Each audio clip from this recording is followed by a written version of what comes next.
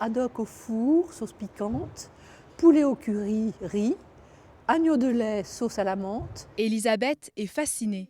C'est un menu servi sur le Titanic que son père a probablement dégusté en seconde classe il y a 102 ans. En effet, en 1912, le père d'Elisabeth, Michel, a 4 ans. Il embarque sur le paquebot accompagné de son frère Edmond et de leur père. Michel conservera longtemps les souvenirs de son séjour à bord. Des souvenirs flash qu'il m'a racontés et que j'ai racontés après, que j'ai notés, il en a une quinzaine. Et je revivais avec eux ce qu'ils ont vécu. Toutes les anecdotes que son père lui a racontées sautent aujourd'hui aux yeux d'Elisabeth, alors qu'elle parcourt en avant-première l'exposition Titanic. En tout, ce sont 280 objets remontés à la surface depuis l'épave du navire. De nombreux effets personnels de passagers.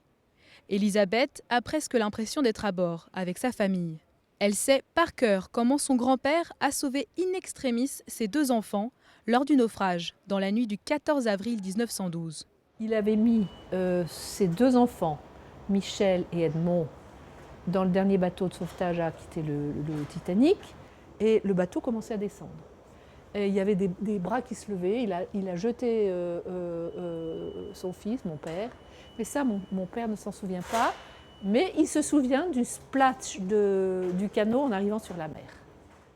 Michel atterrit dans le dernier canot de sauvetage 10 minutes avant que le paquebot ne coule. Son père, lui, ne survivra pas. Il est le 6e corps à être repêché après la tragédie. Sur le cadavre de mon grand-père, on n'a retrouvé que quelques pièces de monnaie. Mais ça devait être... ses économies étaient dans le coffre. Peut-être que c'est celle-là qu'il avait. La dernière des survivants est décédée en 2009, à l'âge de 97 ans. L'exposition Titanic permet ainsi de redonner vie aux victimes du drame. C'est grâce à cet homme et à son équipe de chercheurs que ces objets inédits ont revu la lumière du jour. Il y a 25 ans, Paul-Henri Nargeolet dirige la première expédition à bord d'un sous-marin, le Nautile. À 4000 mètres de profondeur, il est un des premiers à voir l'épave de ses propres yeux. On a été quand même assez émus au moment où on est arrivé sur l'étrave. On est en plus arrivé donc sur l'étrave du bateau qui est la plus belle partie, la mieux conservée. Et là, même si on a vu des photos avant, c'est différent que de le voir de ses propres yeux, quoi. C'est assez extraordinaire. Depuis, 7 campagnes de recherche, de plus en plus sophistiquées, ont permis de remonter à la surface près de 5000 objets. Ce sous-marin est muni de bras manipulateurs et avec ces bras manipulateurs, on arrive à récupérer des objets. En fonction de la taille des objets, on a aussi des paniers ascenseurs, ce qu'on appelle, que l'on dispose dans le champ de débris. Et lorsque le panier est plein, on largue un lest et le panier remonte en surface, il est récupéré par le bateau. L'accès à l'épave est interdit, c'est trop dangereux. Un siècle après son naufrage, le Titanic est de nouveau en péril. D'ici à une centaine d'années, les ponts seront tous écroulés.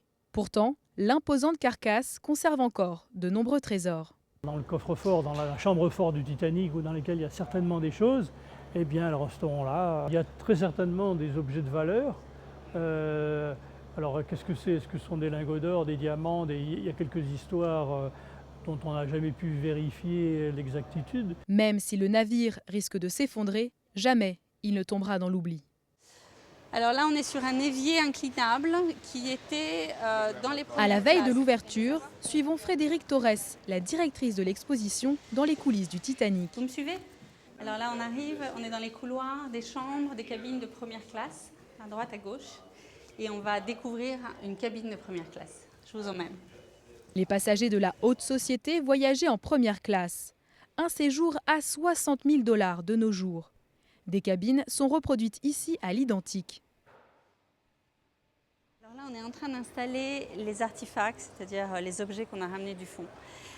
Ici, j'ai vraiment une attirance particulière pour ces 3 flacons biseautés qui sont absolument sublimes, qui appartenaient à des passagers, on ne sait pas lesquels.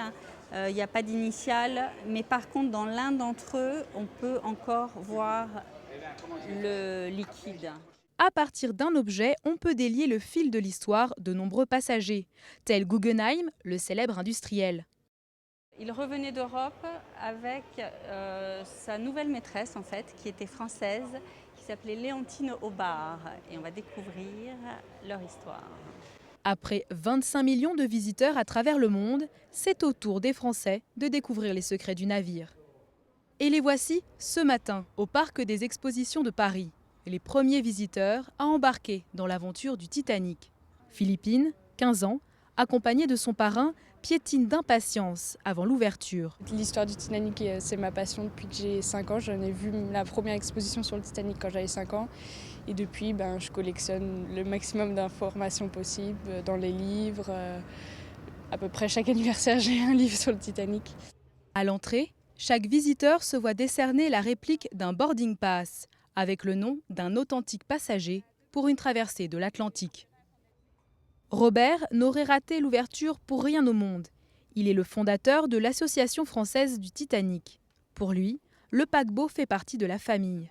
Mon père venait de Southampton, d'où est parti le Titanic, donc c'est vraiment un lien très fort pour moi et le Titanic. De son côté, Alexandre, 9 ans, est venu avec sa mère. C'est un très grand fan. J'aime bien parce que il est grand et d'une il est luxueux de première classe.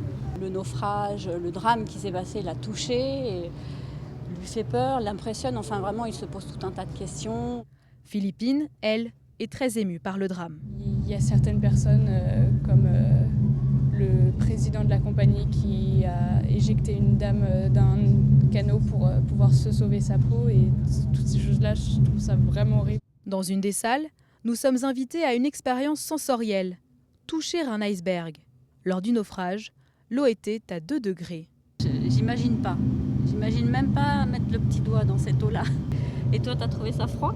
Très très froid. Dans la dernière salle, les visiteurs sont invités à savoir s'ils ont échappé au naufrage à l'aide de leur boarding pass et des listes des rescapés et des disparus. Ma femme est morte et je suis rescapé. Je croyais que les femmes passaient d'abord, mais là, visiblement, je suis un des rares à avoir abandonné ma femme. Mais c'est quand même une bonne initiative d'avoir mis les noms, avec les petites histoires derrière, de voir la tragédie humaine derrière la grande tragédie historique. Sur 2200 passagers à bord, seuls 705 ont survécu. Une question: je m'appelle Kate Buss. Suis-je disparue ou rescapée? À vous de le découvrir jusqu'au 15 septembre prochain.